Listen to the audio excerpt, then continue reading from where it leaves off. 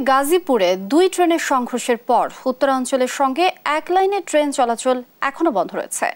দুর্ঘটনার পর 2 ঘন্টারও বেশি সময় পর ঢাকার সঙ্গে ময়মনসিংহ উত্তরাঞ্চলের এক লাইনে ট্রেন চলাচল শুরু হয়। দুপুর 1:15টার দিকে দুর্ঘটনায় ক্ষতিগ্রস্ত দুটি লাইনের একটি ট্রেন চলাচলের জন্য স্বাভাবিক হয়। এরই মধ্যে আটকে পড়া Burimari express train Kamalapur rail station ছেড়ে গেছে। পর্যায়ক্রমে বাকিগুলো ছেড়ে যাবে।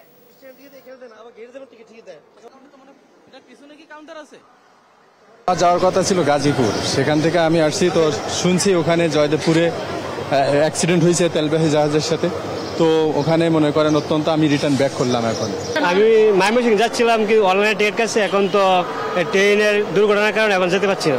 যে কোনো অনাকাঙ্ক্ষিত ঘটনা তো আসলে হইতে পারে, যাক আমরা তো সব ব্যাপারে প্রস্তুত ছিল রেল, তো ঘটনা করছে এখন অল্প সময়ের মধ্যে 10-5 মিনিটের মধ্যে ঢাকা থেকে বুড়িমারি এক্সপ্রেস কিছুক্ষণের মধ্যে ছেড়ে যাবে। মোটামুটি একটা লাইন ক্লিয়ার, যেতে পারবে গাড়ি। একটা লাইন ক্লিয়ার হয়েছে, একটা লাইন দিয়ে দুইটা লাইন তো থাকে, আপ ডাউন লাইন আছে, একটা লাইন ক্লিয়ার হয়েছে, আরেকটা লাইন দিয়ে চলাচল করে।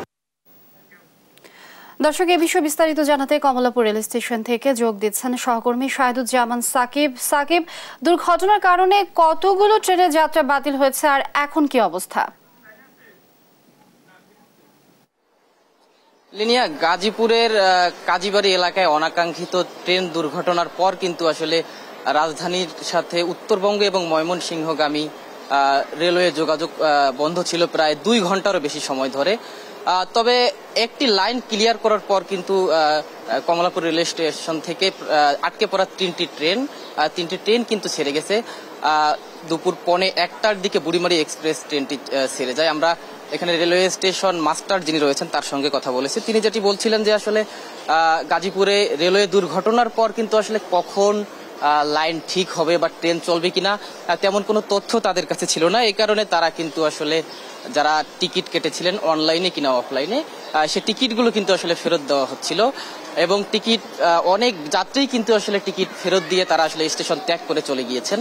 এরপরেই কিন্তু আসলে কিছুক্ষণ পরে জানানো হয় যে আসলে একটি লাইন ক্লিয়ার করা হয়েছে এবং তারপরই মাইকে ঘোষণা করা হয় যে ট্রেন আসলে স্বাভাবিকভাবেই চলবে।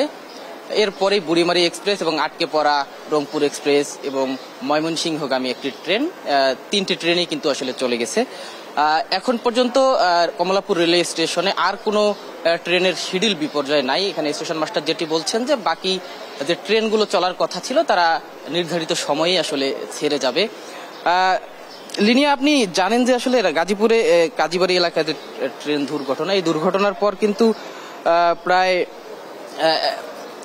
2 ঘন্টার বেশি সময় যে অপেক্ষমান ছিল যাত্রীদের অনেকেই চলে যাওয়ায় কিন্তু এখন তারা আবারও ট্রেন চলাচল স্বাভাবিকের খবরে আবারও রেল স্টেশনে এসেছেন, তারা ভিড় করছেন এবং ইতিমধ্যে ট্রেন চলে যাওয়ায় তারা কিন্তু অনেকেই ক্ষোভ প্রকাশ করছেন। আর আপনি জানেন যে আসলে এই রেল দুর্ঘটনার পর কিন্তু রেলওয়ে কর্তৃপক্ষ ইতিমধ্যেই 3 সদস্য বিশিষ্ট একটি তদন্ত কমিটি গঠন করেছে। এই তদন্ত কমিটি আসলে তদন্ত করে এই দুর্ঘটনার কারণ অনুসন্ধান করে ফলাফল জানাবেন। এখন পর্যন্ত কমলাপুর রেলওয়ে স্টেশন থেকে রেলের সকল যোগাযোগ স্বাভাবিক রয়েছে। একটি লাইন ক্লিয়ার করা হয়েছে, যে লাইনটির মাধ্যমে ট্রেন স্বাভাবিকভাবেই চলাচল করছে। তবে ক্ষতিগ্রস্ত 2টি লাইনের আরেকটি লাইন কিন্তু এখন পর্যন্ত ঠিক করা হয়নি বা ক্লিয়ার করা হয়নি। এই ছিল রাজধানীর কমলাপুর রেলওয়ে স্টেশন থেকে আমার কাছে থাকা সর্বশেষ তথ্য। লিনিয়া।